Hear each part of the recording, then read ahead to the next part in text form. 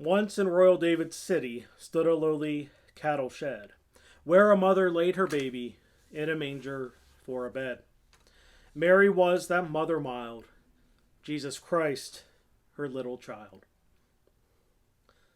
There's something very familiar about this scene. And it's not just the idea of the nativity sets that we have in church and in our homes.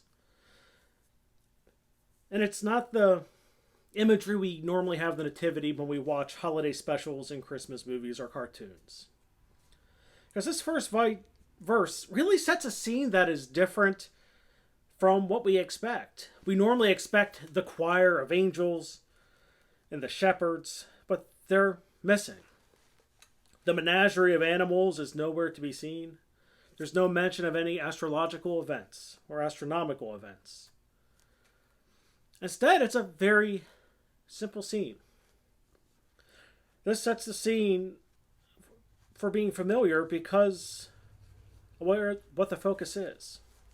Yes, there's a mention of the city of David, something that fulfills prophecy. It hints at the lineage of that child. And yes, there's a mention of being in the cattle shed and the manger, but none of that's really the focus. I've been dancing around the focus of this verse so far in this devotion, but it's very obvious what the focus is.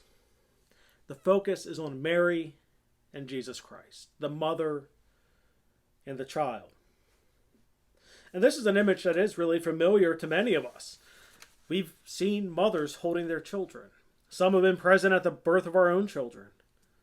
Some of you have given birth and know what it's like to be the mother of a newborn child. It really is one of the most intimate moments there is. The first time a mother holds a child. And it's one that when you get to experience it, you know how special it is. And that's what we have in this first verse. I mean, yes, this verse pulls at our emotions.